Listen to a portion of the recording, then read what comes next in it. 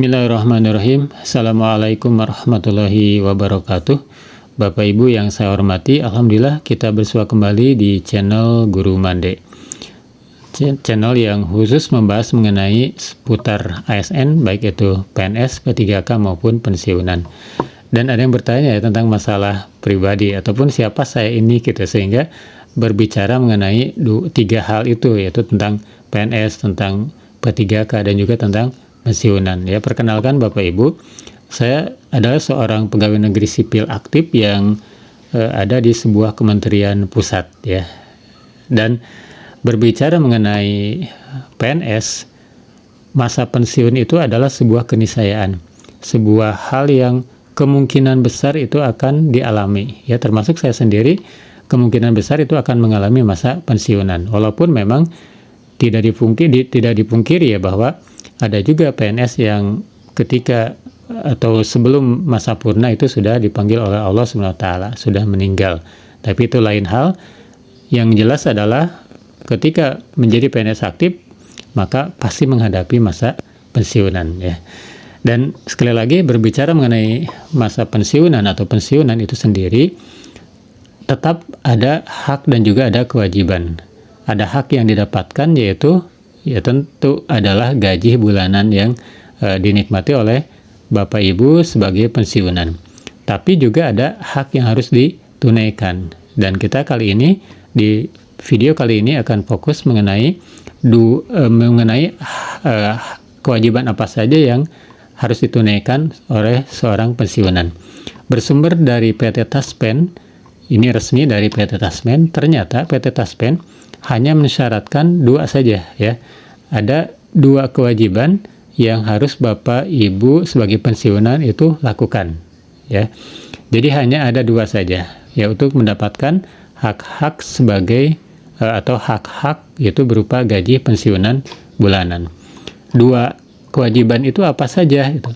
Yang pertama adalah kewajiban Bapak Ibu sebagai pensiunan itu melaporkan atau mengupdate diri Bapak ataupun keluarga Bapak Ibu, atau melaporkannya ke PT Taspen tentang perubahan data apa saja yang ada dalam diri Bapak Ibu ataupun di dalam keluarga Bapak Ibu ya. Misalnya ketika seorang pensiunan duda itu nikah lagi, maka istri yang baru itu harus dilaporkan ya kepada PT Taspen. Berarti itu ada perubahan data. Kenapa dilaporkan? Ya untuk mendapatkan nanti warisan gitu ya, warisan dari pensiunan Bapak Ibu, dan juga nanti masuk ke tunjangan keluarga ya.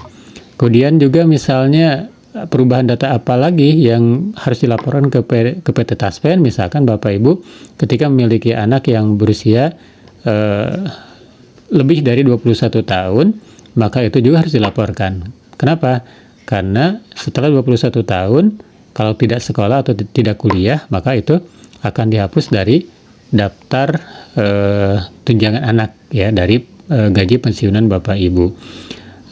Kecuali kalau misalkan usia 21 atau sampai 25 tahun itu putri Bapak Ibu itu sedang kuliah, maka juga harus mengupdate juga ya, mengupdate apanya? Data, yaitu berupa surat keterangan sekolah atau surat keterangan kuliah, sehingga putra Bapak Ibu itu masih masuk ke tunjangan keluarga dari gaji pensiunan. Nah, itu perubahan-perubahan data yang harus dilaporkan kepada PT Taspen. Ataupun pasangannya meninggal, itu juga harus dilaporkan. Kenapa? Ya karena nanti di situ juga ada hak-hak yang bisa Bapak Ibu klaim gitu ya. Misalkan uang duka wafat, kemudian santunan kematian, asuransi kematian dan lain-lain ya, yang seperti saya bahas di video-video sebelumnya. Nah, itu beberapa perubahan data, mengupdate data Bapak Ibu dan keluarga, sehingga pembayaran ataupun hak-hak yang memang dimiliki oleh Bapak Ibu itu bisa diklaim gitu. Nah, ini dituntut oleh PT Taspen, Bapak Ibu sebagai pensiunan itu harus melaporkan data terbaru ya, mengupdate. Bagaimana caranya? Bisa datang langsung ke PT Taspen ataupun melalui situsnya PT Taspen ya, itu di tos.taspen.co.id ID. Itu satu kewajiban yang pertama adalah melaporkan data atau perubahan data Bapak Ibu dan juga keluarga. Kemudian kewajiban apa lagi yang harus ditunaikan oleh Bapak Ibu sebagai pensiunan? Kewajiban kedua adalah melakukan autentikasi. Ya. Ini sering saya bahas ya tentang autentikasi ini. Autentikasinya berkala ya, ada yang 1 bulan sekali, ada yang 2 bulan sekali, ada yang 3 bulan sekali. Kalau untuk yang 1 bulan sekali itu untuk penerima manfaat dana veteran gitu ya, salah satunya. Kemudian yang 2 bulan sekali itu bagi pensiunan yang tidak memiliki ahli waris, dan yang 3 bulan sekali adalah bagi Bapak Ibu yang memiliki ahli waris ya.